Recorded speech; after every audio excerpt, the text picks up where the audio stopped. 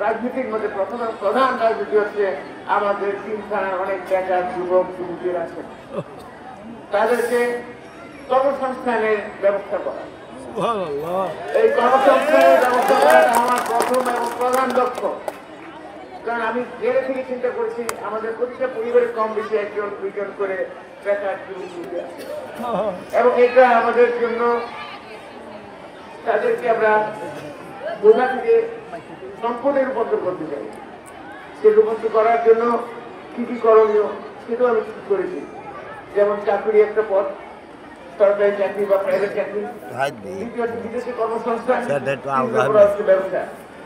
তো আপনি সরকারি চাকরি বা যে কোনো চাকরির জন্য যান, আপনাকে লেখাপড়া করে শিক্ষিত হতে হবে এবং নিজেকে যোগ্য হিসেবে তৈরি করতে হবে। তার মানে যদি প্রতিযোগিতামূলক সময়ে আপনারা চাকরি পাওয়া দুষ্কর, রিটেনে পাস করে আপনাকে ভাইবাদে শিখতে হবে। আমার চেষ্টা তো আমি করি, ইনশাল্লাহ করেই যাব, কিন্তু এই জায়গাটাতে আপনাকে আগায় দিতে হবে। সেই আমি মুরব্বীদেরকে বলবো, ভাইরা বোনেরা, আমার মা বোনেরা যারা আছে, আপনাদের সন্তানদেরকে আপনারা লেখাপড়া করে শিক্ষিত করেন, তাদেরকে যোগ্য হিসেবে তৈরি করেন। তা না হলে তো আমাদের জন্য সবার জন্য মুসিবত।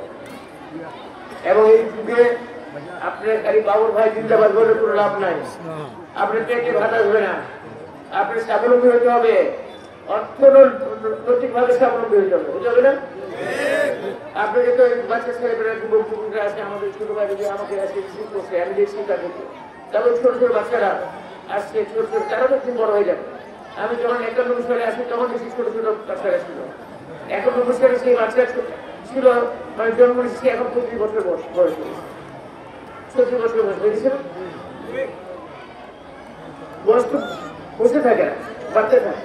আল্লাহ রহমত করে যারা এইসব আদম মানে আমাদের মেন পাওয়ারের চেষ্টা করে, তাদেরকে আমি জোর চেষ্টা করবো, তাদেরকে একটু বড় কোটা ইনশাল্লাহ তারা আমি কথা বলছি, যাদেরকে কর্মসংস্থানের জিনিস পাঠানো যায়।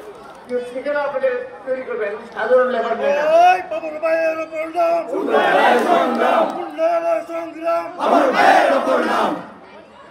সাধারণ লেবার নেয় না, এখন দক্ষ শ্রমিক চায়। সেটা কারিগরি ভাবে আপনাদের শিক্ষা গ্রহণ করতে হবে। সেই কারিগরি ভাবে মেকানিক হতে পারেন, ইলেকট্রিশিয়ান হতে পারেন, ভেন্ডার হতে পারেন, ড্রাইভার হতে পারেন, অনেক কিছু আছে যেগুলোকে সেইভাবে আপনাদের সন্তানদেরকে সেই শিক্ষাটা গ্রহণ করার ব্যবস্থা করেন। যাতে সেই কারিগরি শিক্ষা গ্রহণ করলে তখন আমার বাধাতে সুবিধা হবে।